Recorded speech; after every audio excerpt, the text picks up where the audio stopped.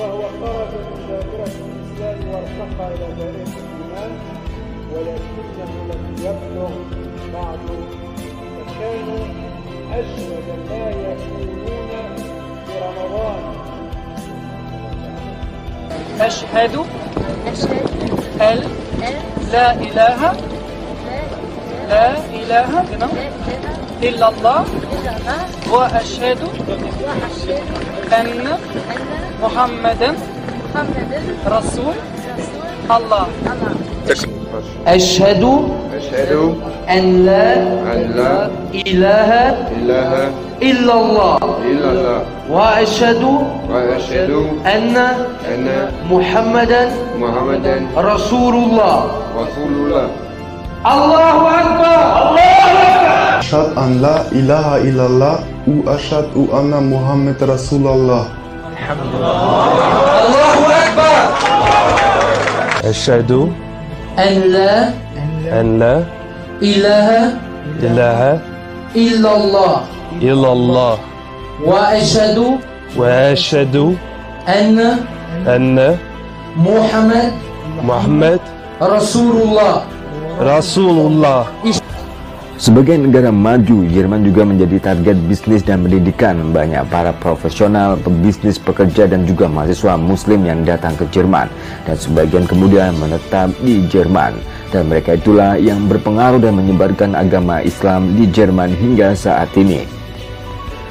Berdasarkan data statistik pada tahun 1999, umat Islam di Jerman berasal dari Turki, Bosnia, Iran, Maroko, Afghanistan, Lebanon, Pakistan, Tunisia, Suriah, Aljazair, Irak, Mesir, termasuk juga dari Indonesia dan juga Malaysia.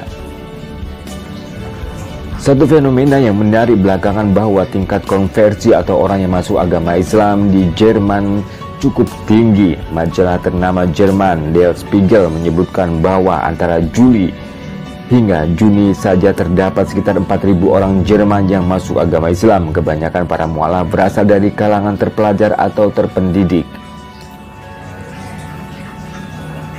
Sahabat dakwah, menariknya fenomena ini terjadi justru di saat media-media barat gencar mengaitkan Islam dengan terorisme. Lalu apa motivasi masuknya orang-orang Jerman ke agama Islam? Sahabat dakwah, Monika dari Institut Tour yang menyatakan bahwa mereka masuk Islam dalam bahasa Jerman "Viel auf der Suchnesdem", yang artinya banyak yang sedang mencari bentuk lain dalam kehidupannya atau agama lain selain agama sebelumnya atau agama yang ada di Jerman. Dalam banyak kasus, menurut dia, banyak pelaku konversi atau orang yang masuk agama Islam tersebut mengalami problematika kehidupan dan menemukan solusi dalam Islam, bukan karena membanding-bandingkannya dengan agama lain sebagaimana yang kerap digambarkan. Sahabat dakwah, banyaknya orang Jerman yang masuk agama Islam ternyata mereka mencari solusi tentang kehidupannya. Walaupun meskipun mereka adalah negara maju atau orang-orang yang terpelajar, ternyata mereka juga tidak mempunyai sebuah ketenangan dalam kehidupannya atau dalam hatinya juga. Namun setelah mereka masuk dalam agama Islam, mereka mempunyai ketenangan dan kesenangan tertentu atau kenikmatan kalau di dalam Islam.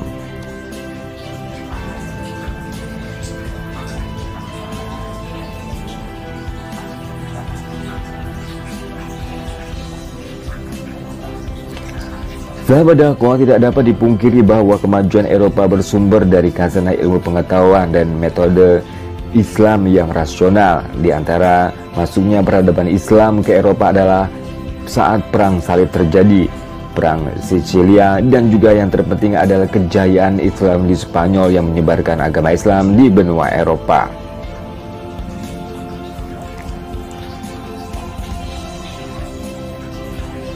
Sahabat dakwah, ketika Islam mengalami kejayaan di Spanyol, banyak orang Eropa yang datang belajar ke sana, kemudian menerjemahkan karya-karya ilmiah umat Islam di Spanyol waktu itu,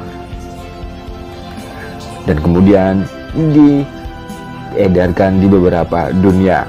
Dalam perkembangannya, kemudian lahirlah Renaissance, reformasi dan rasionalisme di Eropa, dan melalui gerakan-gerakan inilah melahirkan perubahan-perubahan besar dalam sejarah dunia. Abad ke-16 dan 17 merupakan abad yang paling penting bagi Eropa, sedangkan Islam mulai mengalami kemunduran pada abad tersebut. Pembicaraan mengenai Islam dan komunitas muslim di negara-negara barat kini menjadi salah satu topik yang paling menarik, terutama bagi mereka yang masuk dalam agama Islam yang secara berbondong-bondong. Di sebagian besar negara Eropa, Islam bahkan telah menjadi agama terbesar kedua dan keberadaannya mulai diperhitungkan sebagai agama yang diakui oleh pemerintahan di benua Eropa. Meskipun banyak media barat yang mengecap jelek tentang agama Islam. Sahabat dan kuat, salah satu negara Eropa yang memiliki penduduk muslim terbesar adalah Jerman. Salah satu negara Eropa yang memiliki penduduk muslim terbesar adalah Jerman saat ini. Sahabat dan kuat, jumlah pemeluk muslim di Jerman mengalami peningkatan yang cukup signifikan antara 6-8 juta jiwa, peningkatan yang cukup signifikan.